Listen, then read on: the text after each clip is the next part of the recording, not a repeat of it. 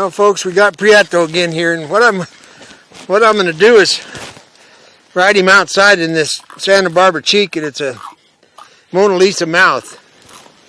And the man that wants this horse sent the bit to me, so I'm going to ride him in it. We got to go catch some cattle tomorrow, so it's perfect timing.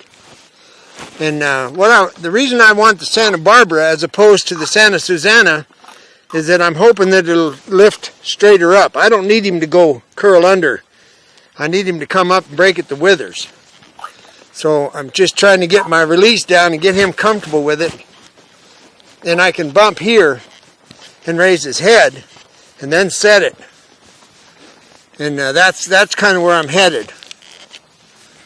Because if I can get his head up in the air and carrying this bridle, then I'm going to be able to put that weight back here where I want it. So I got to go from that to this. And the best way to find out is just to get outside. But I wanted to show you and explain to you why I'm picking this cheek. And I'll show you why. What I can do is this. And he'll find out that's not the place to be. Right there is the place to be, and I can give him the release. He thinks he needs to get behind the bit, but he'll understand after a while, Miles, that he doesn't have to do that. He can go ahead and carry himself naturally. The horse that's been ridden, the horses you've been watching me video, they've all been ridden. They've been ridden a really long ways in different bits and different things. So all I'm doing is working way through it so that I can end up in the correct headgear on the correct horse. And this is feeling pretty good to me right now. But there's a subject that I was asked about a few months ago, and I'll share with you while I'm working this horse. But a lady got a hold of me, and she says, I'd like to know your opinion on the Mustang program. So it's been a while that I've been thinking about it, and I'm going to answer it, but it's going to take 3 different stories to answer the question, because whenever you're dealing with an emotional subject, there's no winner. It's not like you get to argue. I refuse to argue about it. All I do is just, I'm going to share my opinion. So it starts off with the word Mustang is an incorrect term.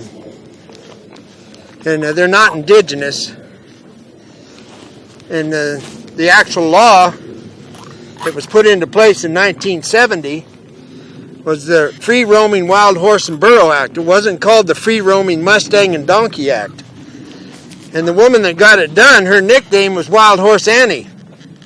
It wasn't Mustang Annie. Mustang Annie's a cousin to Sally, I think.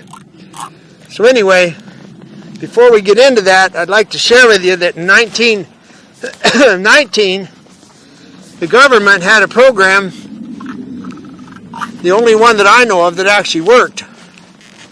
And the entire world was short on horse flesh because of wars and disease.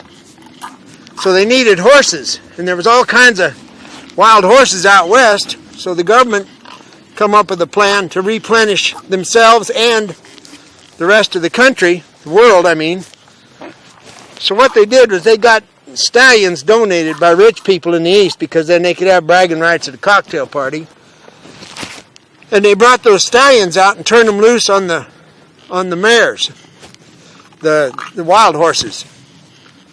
Well, prior to that, the ranchers and the Indians were managing the horses. They were turning out their own studs, and the natives, of course, they took horses that were fast and able to run up alongside a buffalo, and if they couldn't, they ate them. So they did their own selection thing. And the ranchers, of course, they wanted good, big, powerful horses that could go a long way, so they kept the best and bred the best. But now you get this infusion in 1919 of thoroughbreds, standardbreds, Morgans, and Arabs. And what they did was they picked the country geographically what stallion would complement which horse. And also they turned out draft horses. And I'm not positive, but I think there were a lot of shires. And they needed heavy artillery horses, light artillery, ammo, and then light horses to pull buggies and or ambulances. And then they also needed big mules and small mules. So that took care of the transportation part. For riding wise, the thoroughbreds, of course, got the horses some stretch in them. And a lot of officers rode the Arab crosses. And anyway, they all complemented. And what they would do is send these studs out to these different ranches and leave them with a rancher for a year. Then they'd take that stallion and take him to another part of the country so they wouldn't get a whole bunch of inbreeding. But remember, I mentioned that. And then after so many years of the program, the government started coming through and they brought a buyer with them. And they would come to the ranches, and it was another part of the rancher's income. They'd start buying these horses that they'd raised. And it was a good deal for everybody. And this went on all the way up to World War II. And I guess what my point is that there was an infusion of a lot of blood, and most of the blood came from the East Coast. And in fact, the Hamiltonian, it was the term my great uncle used, who grew up outside of Miles City, Montana, on Sunday Creek, if any of you know where that is. And just before World War I, he was a young man working on the ranches, so I used to torture him to death to try to find out things. And they called them good walking horses or traveling horses. They called them Hamiltonians. And there's still a race, I think, in the East Coast called the Hamiltonian of standardbreds, pulling sulkies. So that's what I wanted to tell you about 1919, is when the infusion of the blood came in and changed the gene pool. And thousands of horses went all over the world. All of Europe and the Baltic states, they were horseless. So they had buyers coming from Austria, Germany, France, England. When England went to South Africa for the Boer Wars, Boer means farmer incidentally, the Dutch were fighting them, and the English lost 6,000 head of horses right off the bat. They took thoroughbreds out of England, off green grass, and took them to South Africa, and they dropped dead. Imagine that. But anyway, they bought a lot of horses. So that's chapter 1 of what I want you to put in the back of your brain as we move through this, what my opinion is of the Mustang program. Now this horse, I'm going to give him a chance with this bit, and I know you're tired of hearing it, but what makes this happen is outside. What I'm feeling is how much connection the horse is making with my skeleton, and oh, by the way, how's this bit feeling to you? Are you able to pick up and figure it out and not have to worry about it, where you can raise your head up like that, and I'll just keep giving it back. My whole premise is about release. And did I mention time?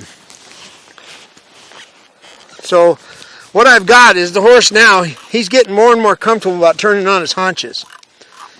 Okay, so I'm literally coming in the back door on this horse. I got him turning on his haunches, and I'm going to keep asking for that weight to shift. And over time, he's going to shift that weight, and he's going to just keep getting handier. And just so you'll understand, this is a thoroughbred, but I feel very comfortable that when he gets a cow in front of him, it's going to be like a magnet. And that cow is going to help me get my horse on the hindquarter. That cow is going to help my horse bridle up. If you don't have cattle to work, I feel terrible. Moving right along, that's what's going to get this horse to me to go ahead and finally fall over the edge and become a real horse. So I guess stay tuned is the only way to put it. And it's a given that you like my bride Deb, so if you could like me and push whatever button you need to push. Thank you. Now folks, what I want to show you something, because I talked about it a while back, and I want to show you how it actually works. When I get home, I turn my horse around and back him to where I'm going to unsaddle him. And this horse, it took about 4 times, and now he's figured it out. And what it does is it frees his legs up and gets him walking backwards comfortable. And it's a really good deal for the brain of a horse. So I'd like to show you what I mean.